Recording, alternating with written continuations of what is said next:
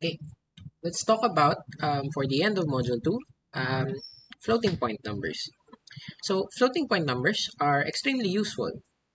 Why? Well, okay, a lot of values in scientific notations, calculations are not integers. So we have here 6.0247. Okay, I'll give you a bit to think about what these two numbers are. But okay, so floating point numbers represent a way higher range of numbers compared to fixed numbers. So why do we call it floating point? Well, say for example, we have 24.2. The floating point number can be 2.42 times 10 to um, times 10 to the 3, or well, this thing times 10, actually 10 to the 1, this is times 10 to the 2, and this is 242. So the reason you call it floating point is because you can basically change where this floating point is, depending on this number called the exponent. And this string of significant digits is called the mantissa. So you can see, we pointed out here, the radix point can vary in position depending on the value of the exponent for floating point numbers. And that's basically what floating point numbers are.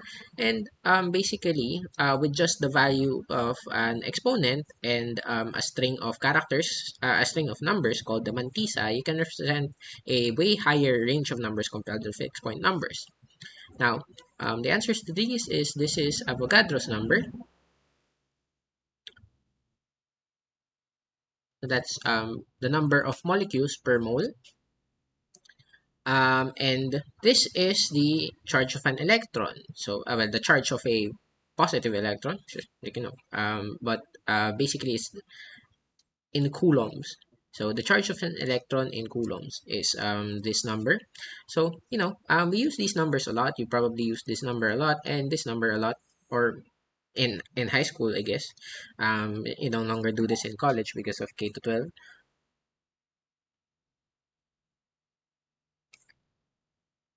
But this one, you probably have used it for KT over Q. So, the Q in KT over Q is equal to the electron charge. So, um, that's, that's that one. Okay, so back to floating point. A number is said to be normalized when the radix is placed to the right of the first non-zero significant digit. So, in terms of that definition, this thing is a normalized number. The first non-zero significant digit. So basically, say we were talking about 2.42 earlier. 2.42 times 10 to the 2 is a normalized number. 24.2 times 10 to the 1 is not a normalized number, and 242 is not a normalized number either. You can only call something normalized when it is represented in floating point and the dot is placed after the first significant digit, which is here 2. So for a decimal system, all normalized numbers can be represented with the following. So if you have 7 digits for the mantissa, you have here x1 dot. All of these, you have a sign determination here. It can either be positive or negative, and then you also have a sign determination for the exponent, and you have y1 and y2 up here, the two numbers which determine the exponent. So for a decimal system that has this type of floating point representation, you can have an exponent that's between positive and negative 99 integers, and the mantissa can be is a string of 7 significant digits which can all go from 0 to 9. So that goes from 0000000 to 9999999. That's also plus minus. So that's the floating point for that's a floating point for a decimal system. How do we represent floating point in terms of binary, which we're actually concerned with in this class? Well, that's called the IEEE 754 standard. So the IEEE 754 standards is the thing that specifies what floating point numbers are supposed to be in terms of binary. So there are two basic formats for these. There's FP32 and FP64. Recently, FP16 has also been gaining traction for We call this half precision, but these are not at all standard. If you may remember, or if you've ever done C, in C we don't have a half, but we do have a float or a double. So FE16 is less common, but it's still there. But you know, we our single and double, so the float and the double is the most common representation, and these are how they work. So you have a sign bit, so that's the plus minus that you saw earlier. So it's represented with a sign bit in IEEE 754. We have 8 bits for the exponent and 23 bits for the mantissa. For the exponent, we have here the unsigned number. We subtract it with 127 to get the to get half of the possible exponents to be negative and half of the possible exponents to be positive. You will see that later that actually the number 1 is say 1000 000. So its exponent is this one, which is 128 minus 127. So that's 2 to the 1. Or okay, never mind. That's 2. For 1, that's just 0 1 1 1 1 1 1 1. So yeah, you'll see that later. For double precision, basically you just make all of these double. So exponent. So here there's a sign bit, there's an exponent, so that exponent is now okay, you can have 2 to the 8 is actually okay, what's 2 to the 8? 1 2 4 8 16. That's 1 2 4 1 2 3 4 um 5 6 7 7. Okay, that's 2 to the 7. Okay. So anyway, turns out that's 2 to the 7, so 2 to the n minus 1. So 2 to the e minus 2 to the n minus 1 is apparently where n is the number of bits for the exponent. So that's basically how you get this.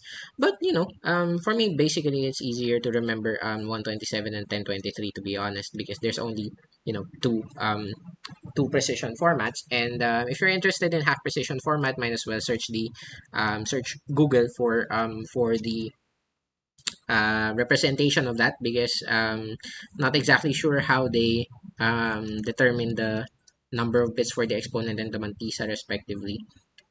You know, there's no actually deterministic way that they decided these ones. But anyway, there is an implied one. So the important thing about these floating point numbers in binary is the mantissa, say for example, the mantissa is completely 0. That's say the mantissa is 23 bits of complete zeros. There is still always an implied 1 because the number is assumed to be normalized. So there is always an implied 1 in the number that you're representing in terms of this binary format. So that's one of the beauties of binary numbers, because you're always sure that if something is if a number is normalized, then it's not 0, then you have an implied 1 over here, because it can only be a 1 if the number is normalized. Okay, so um, here numbers must be normalized so that the implied 1 is represented correctly. Well, yeah, of course. So all numbers are if you want to represent a number in terms of the IEEE 754 standard, you don't want this number, you want this number.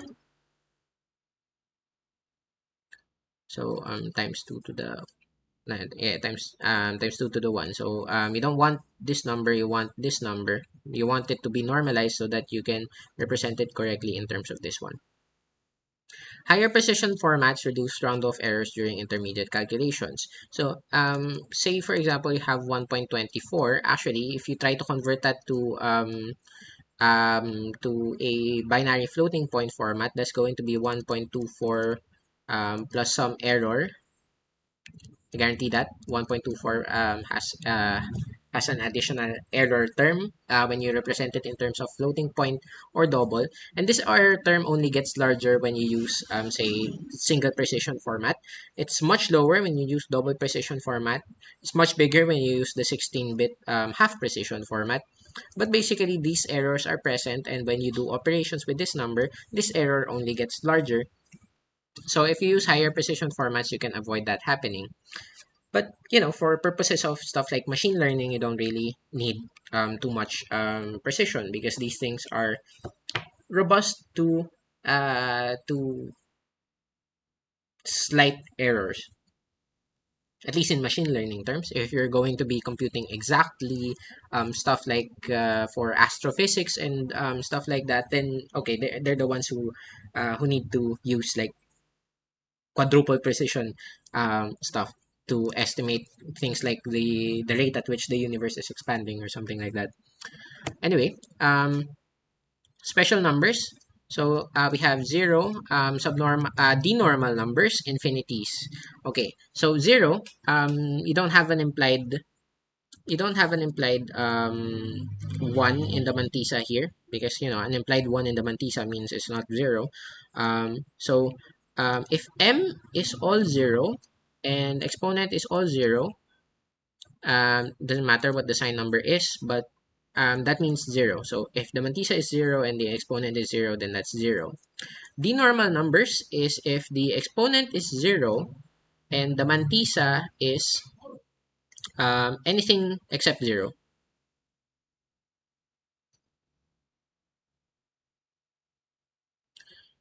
So anything except all zero, then you have a denormal number. So in this representation, the implied one is removed. So basically, you have the zero exponent here.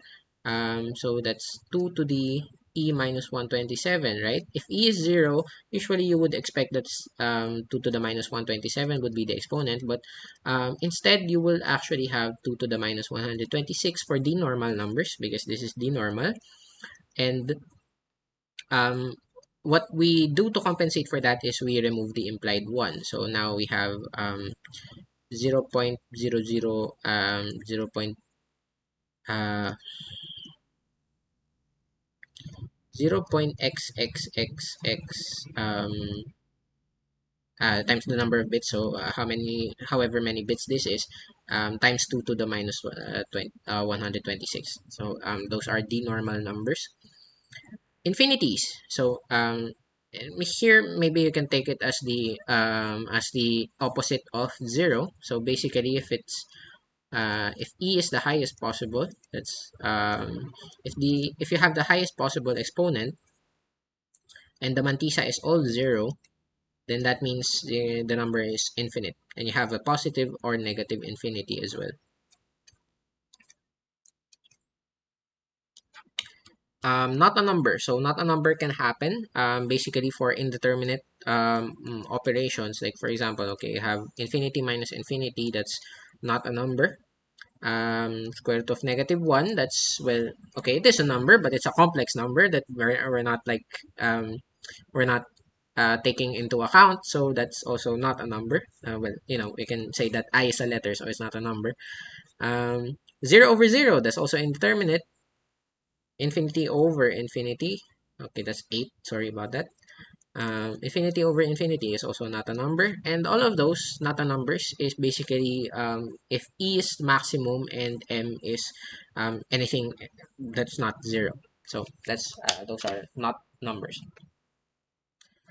So okay, examples of these numbers, you have 0 right here. So exponent is 0, mantissa is 0, so that's 0. We have here exponent 0, mantissa is 0, and the sign is 1, so you actually have negative 0 right here, interestingly enough. And here's what I told you about. The exponent field actually blows up to really high, at least like, okay, you get to half of the possible numbers in order to represent 1. So what is this number? That's 2 to the um, well, 227 is 128, so that's 227 minus 1 is basically the number over here. So that's 2 to the 128 minus 127. or the 227 minus 127 to the 0 equals 1. So now you have times 1. So you have 1 times 1 depending on the mantissa field. So why did this mantissa turn out to be 1? Remember, the numbers are assumed to be normalized, so you have an implied 1. So that's 1.00 times 2 to the 0, which is 1. You have a negative 1 depending on the sign bit.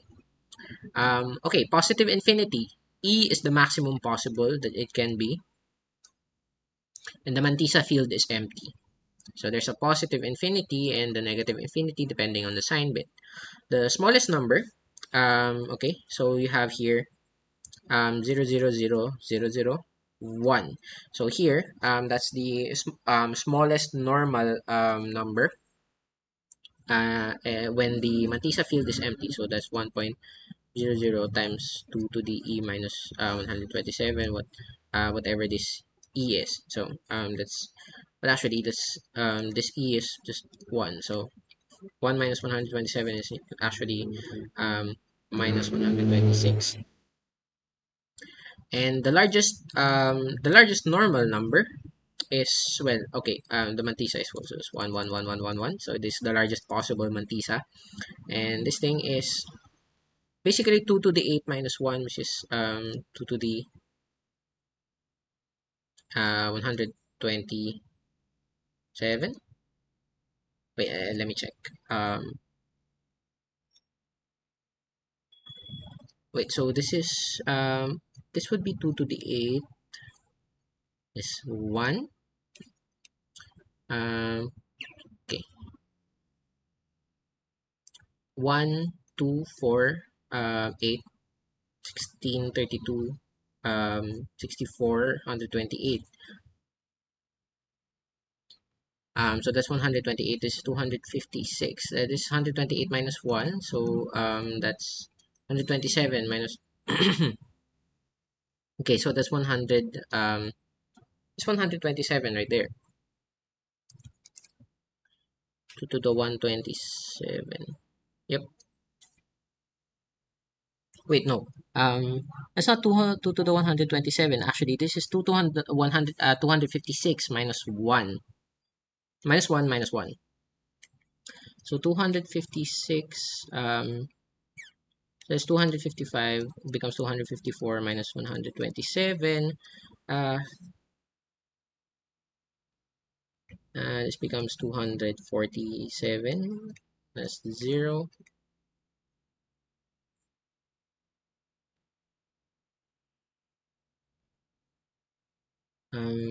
That's 0, 2, 1. 127. Well, positive 127. So, okay. That is correct. Sorry for taking that long to confirm that it is positive 127. Okay, so that's the largest largest d-normal number. Okay, so the smallest and largest d-normal numbers, you can maybe think, okay, this sounds like a pretty large number, but no, it's actually pretty small because the exponent is very, very small.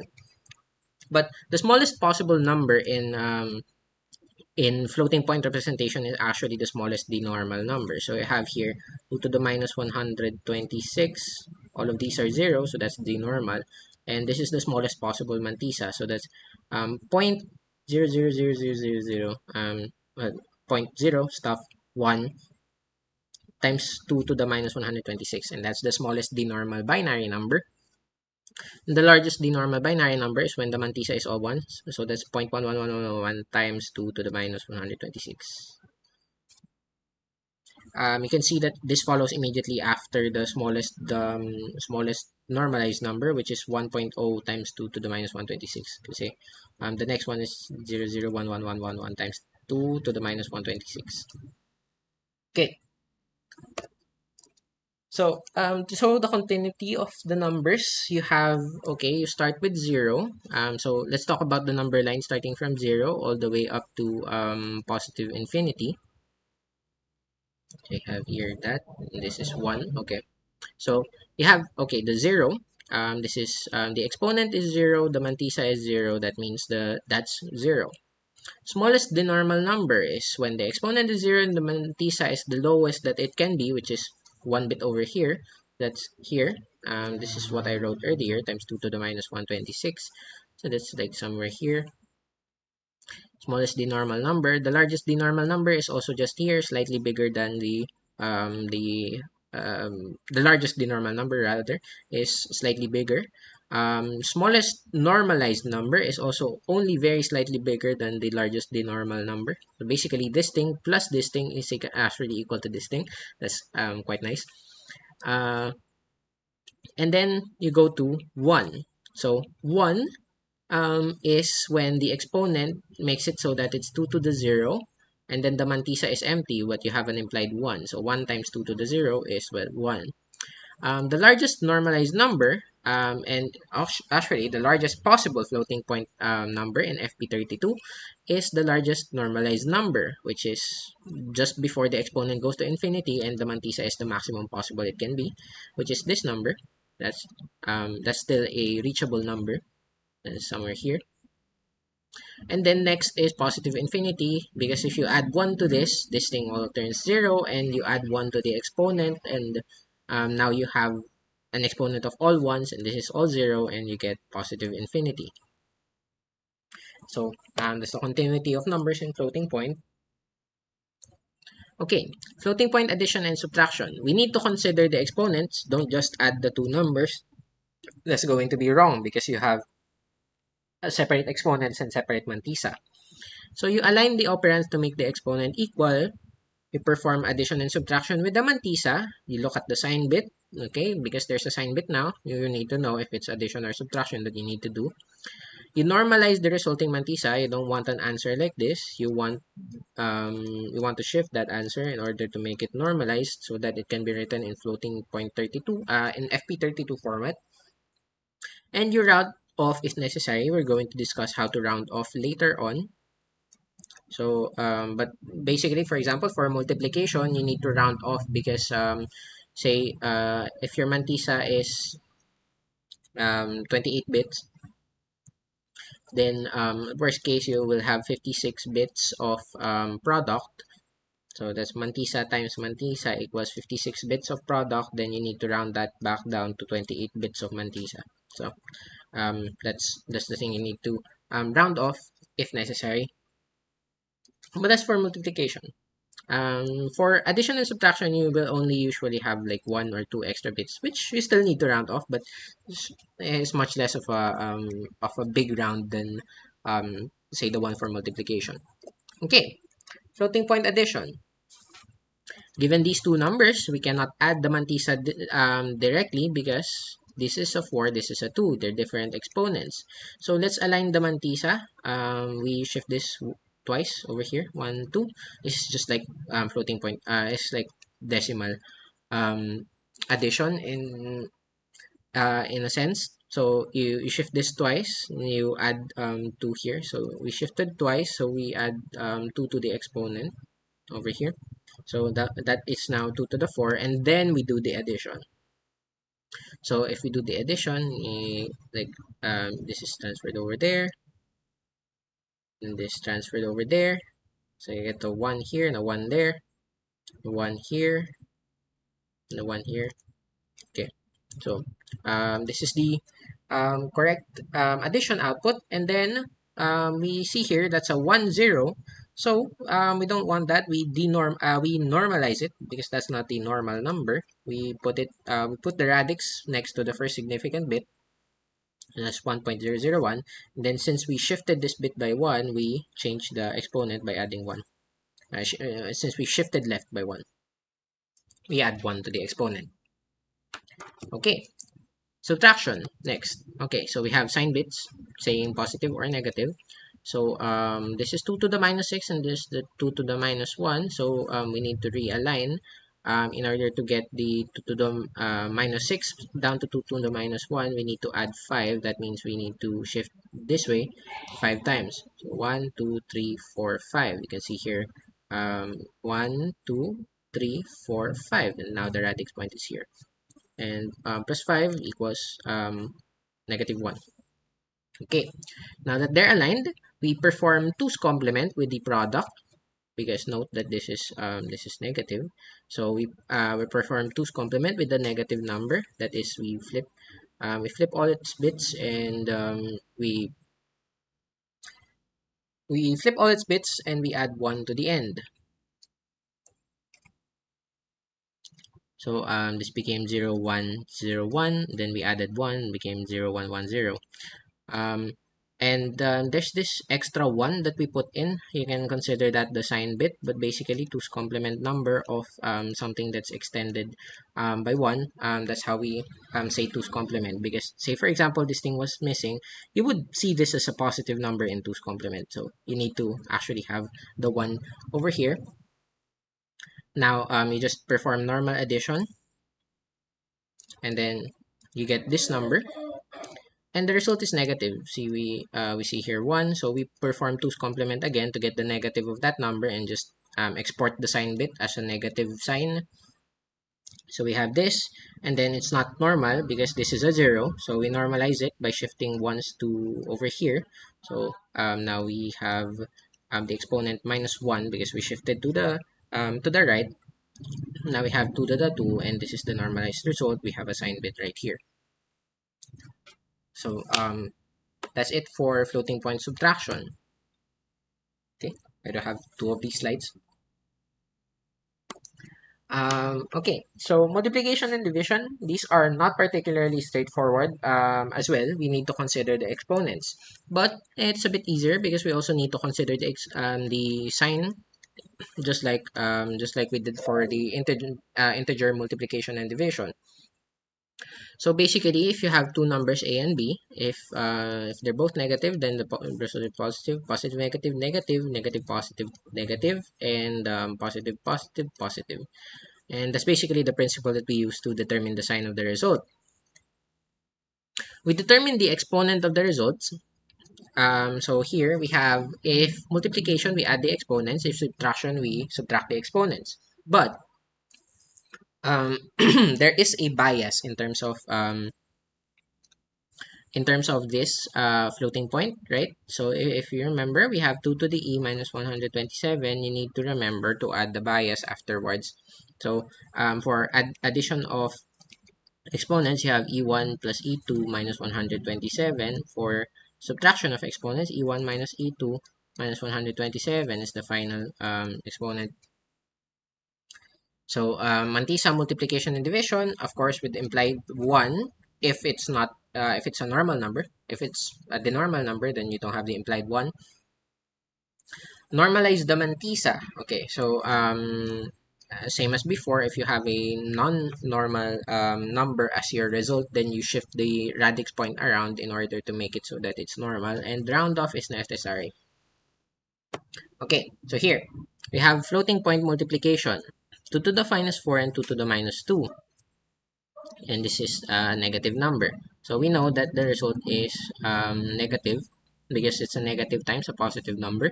We have 2 to the minus 4 and 2 to the minus 2. That becomes 2 to the minus 6 because it's multiplication. But what do you write on the exponent field? So exponent 1 is minus 4, exponent 2 is minus 2. That's 123 and 125. So now you have 123 and 120. You convert it back. Actually, the most sure way is to convert it back to the unbiased form. So these are the unbiased form. You add them together, and then you calculate the new biased form. So 123 plus 125 minus 127 will give you actually minus 6. So sometimes this might result in your calculation being wrong. So it's just better to convert it back.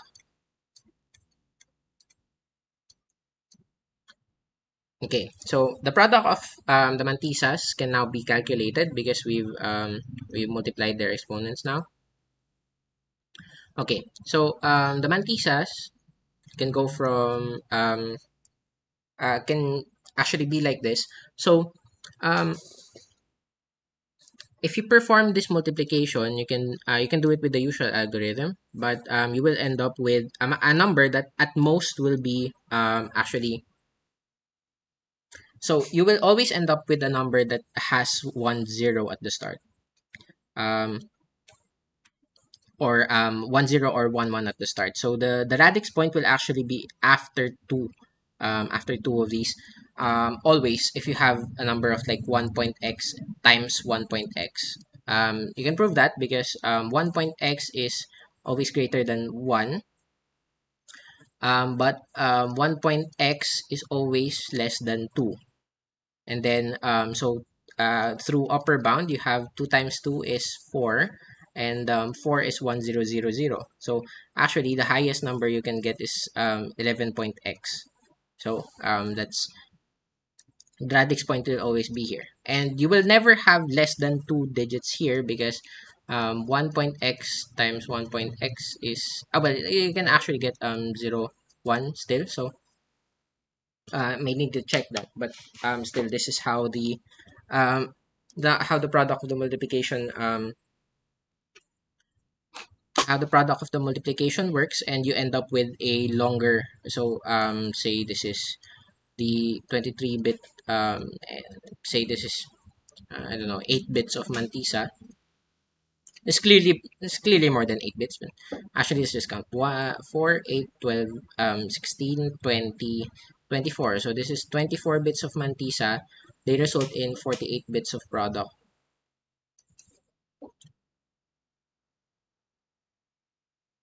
So you can get the 48-bit result from the multiplication algorithm, which gives you this, and then you normalize to get the implied 1. So you shift it by 1 here. 2 to the minus 6 becomes plus 1, 2 to the minus 5, and you get this normalized representation back, which you can then turn into IEEE 754 representation. So lastly, for rounding, intermediate of values of mantisas may need to be represented in terms of more bits to minimize errors. So for example, here in the multiplication, we represented the intermediate value of the mantisa in terms of 48 bits, which is way more than the 24-bit mantisa, but we needed to do that. And well, sometimes we have the concept of guard bits, which is the additional bits in mantisa that you need to retain during intermediate steps in operation. We use those for rounding, and it maintains the additional accuracy in final results. And the number of guard bits depends on the rounding method that we were using. So the simplest rounding method is truncation, which basically what we did over here. We just removed all the extra bits. So here we did away with all of these. That's what we did there. Von Neumann rounding. If the extra bits are all 0, truncate the thing. If any of them are 1, then set the LSB to 1. And we have a more complicated one, which is round to nearest. So let's look at round to nearest. So round to nearest needs 3 guard bits. So first 2 guard bits are part of the mantisa to be removed. So that's we're keeping that part of the mantisa.